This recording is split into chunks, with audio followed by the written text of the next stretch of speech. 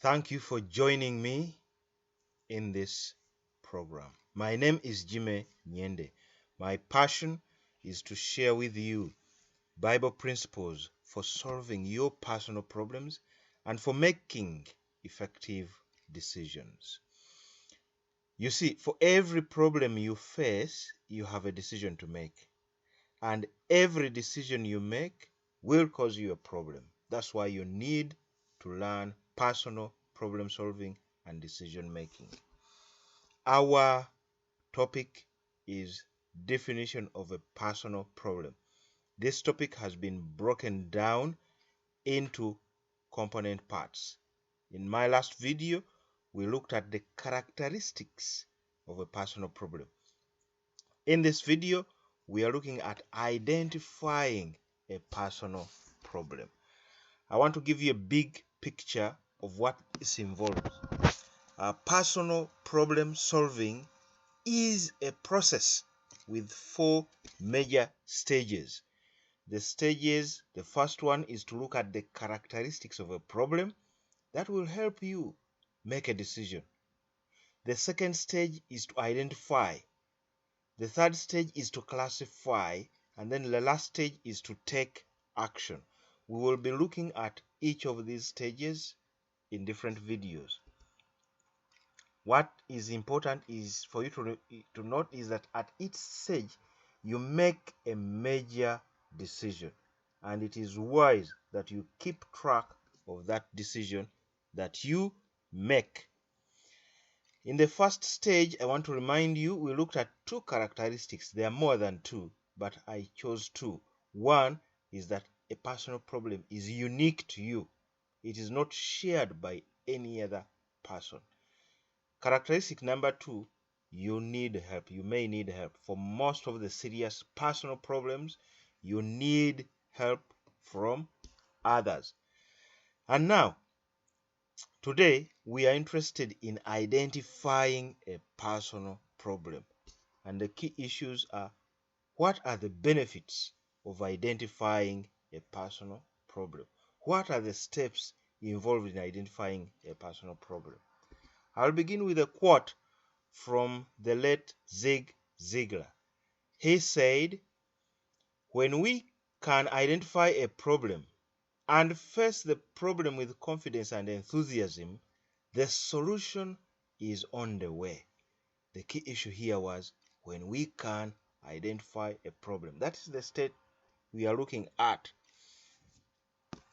In our study of personal problem solving, I want to remind you, the Bible is our textbook. Why is the Bible our textbook? For one simple reason. Every major decision a person will ever make and the outcomes of that decision are recorded in the Bible. Now, I want to give you a challenge. You can prove for yourself whether the Bible was inspired by God or not by doing this exercise. Take a sample of the major decisions you have made in life. A sample of 3 major decisions is enough.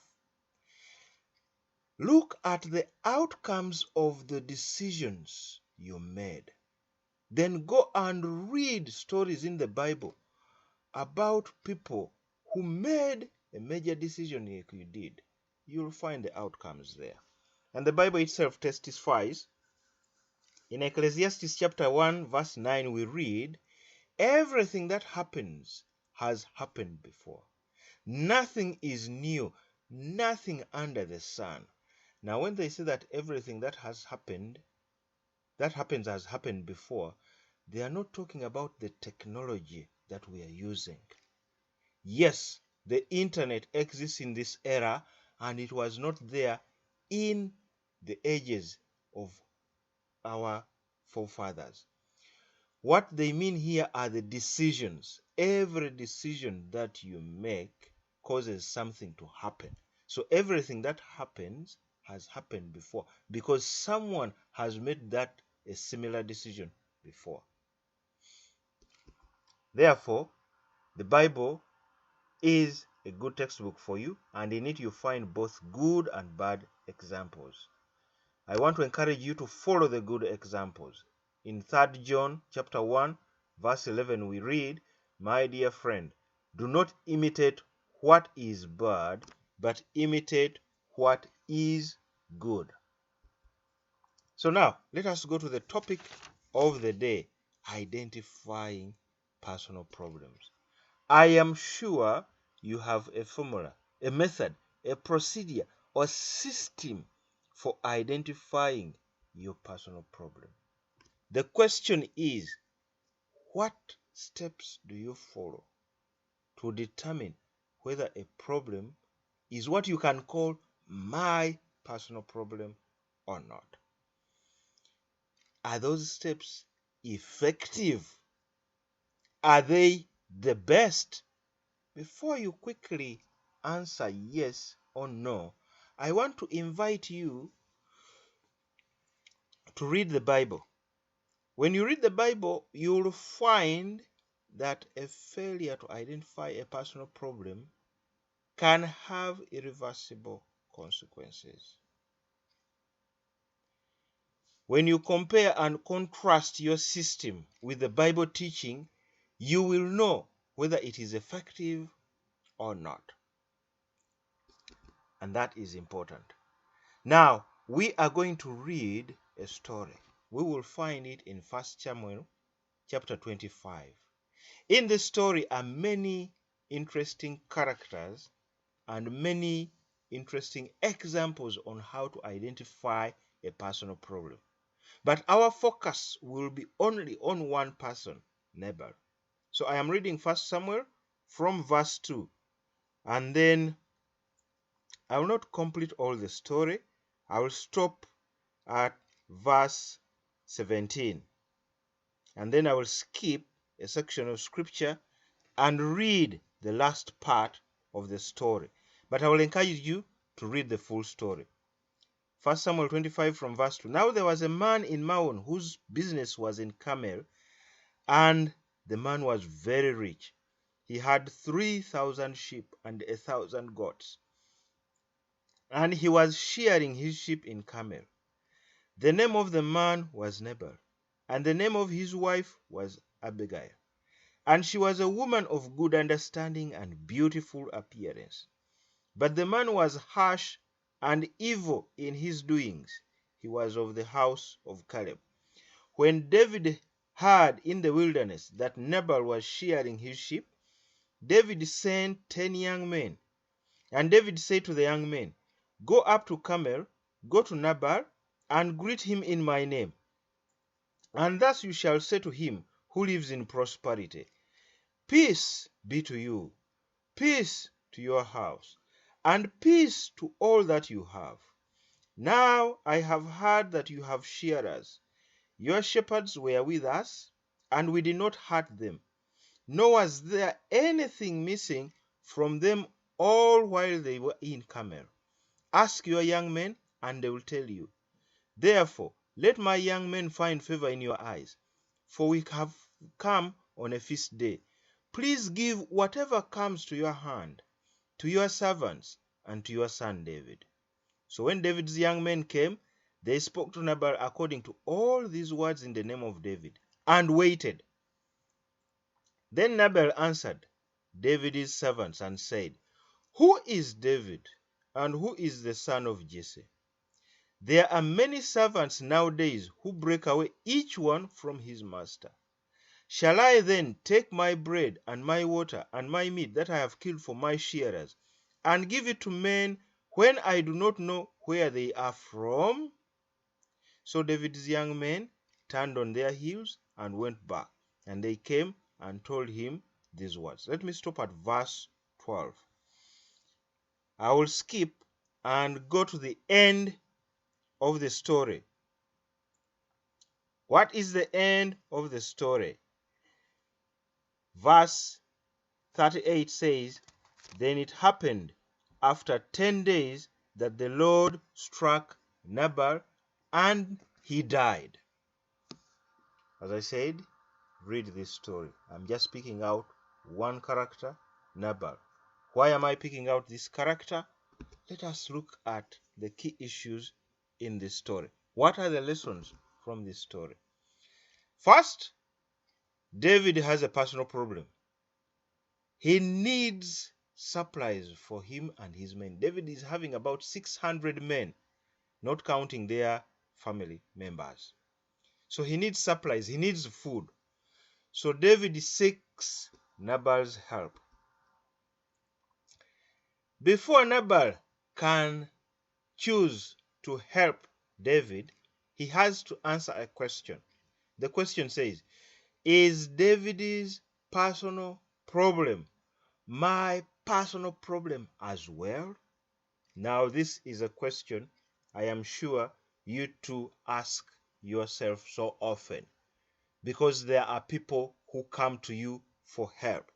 And so you ask yourself, is their personal problem my personal problem as well? How did Nabal answer? Nabal refused to help David. He reasoned and said David is a rebel. And so he concluded that David's personal problem was not his personal problem. That was the decision he made. What were the outcomes of this decision? Well, when you read the story, you will get to know that David got angry and he decided to revenge. However, Nabal's wife Abigail intervened, and kept David from revenging. So when Nabal heard the news about the danger that was going to face him, he got a heart attack, and a few days later, he died.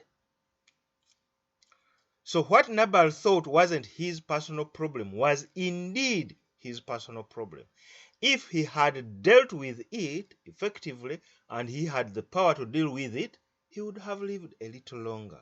He would have enjoyed his life. But because he could not identify this as his personal problem, it triggered another problem, and shortly afterwards, he died.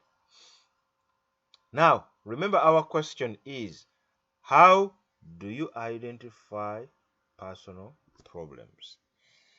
I am suggesting a criteria. I am using the word suggest for a purpose. When you read the Bible, you can come up with your own criteria.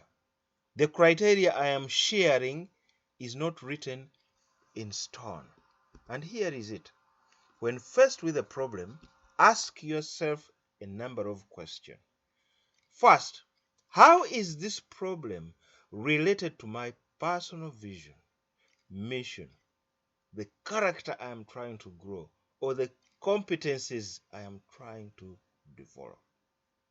Now, if you don't have a personal vision, a mission, or character that you are growing intentionally, or competencies that you are focusing on acquiring, it becomes difficult for you to identify personal problems. So you need to have a vision, a mission, a character that you are growing, and the competencies you are working hard to develop. That is one question. There are two more questions.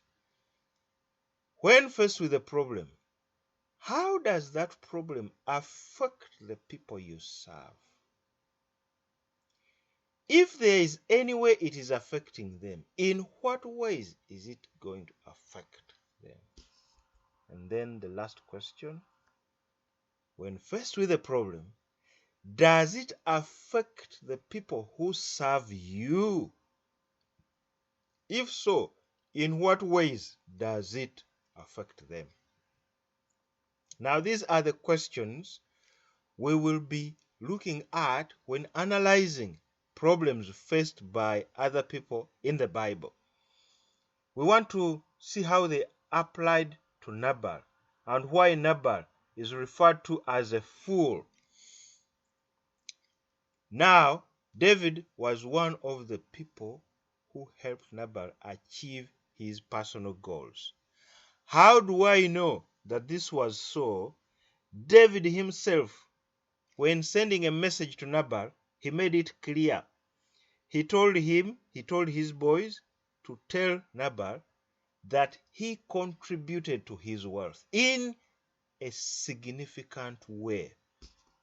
And elsewhere, the servants themselves testify. When you read verse 16, one of Nabal's servants made this statement, that David and his men were a wall to us, both by night and day, and all the time we were with them keeping the sheep. The servants of Nabal were operating in a hostile environment. But in that hostile environment, David and his men provided them security, and they were able to do their work very well. In other words, David was one of the servants of Nabal. David was one of those people who served him that were not on his payroll. If you are running a business, you are aware or not, maybe you may not be aware, but there are people who serve the interests of your business when they are not on your payroll. They support you in ways, many ways, that you cannot afford to pay for. So David supported Nabal in that manner. But the Bible also tells us that Nabal is a scoundrel, a person who deliberately does evil things. So Nabal chose to ignore the plain evidence of David's contribution to his success, and that was his downfall. Now, I want to end our lesson today. I want to remind you, when you are looking at a personal problem, the first step is to consider its characteristics. These characteristics will direct your decision making. They will tell you whether the problem deserves your personal attention or not. And when it deserves your personal attention, the next stage is identification. In identification, we want to term it as either as my personal problem or not my personal problem. Use your vision, your mission, the character you are growing, the competences you are developing, and how it affects people, those who serve you and those who are serving you. After those two steps, the third step is ranking or classifying it. This is what we will consider in the next video. Now, before I close, I want to point out one thing. We all share in Nabal's foolishness. There are evils we do, and these evils we do them deliberately. So I encourage you to go and read Nabal's story. But where the name of Nabal is, put your name. That will help you to identify the foolishness that is within you. And when you do that, you will be helped to see something very important in life, that another person's personal problem could be your own personal problem. When we read the Bible, you will find this to be something very true. And that's why the Bible encourages us always to look out for other person's interests. I want to leave you with a quote. The author of this quote is unknown, but it says, gaining knowledge is the first step to wisdom. Sharing it is the first step to humanity. I am encouraging you to share this video and to subscribe to my YouTube channel. God bless you as you strive and struggle to solve your personal problems by reading His Word. That's my prayer for you in Jesus' name.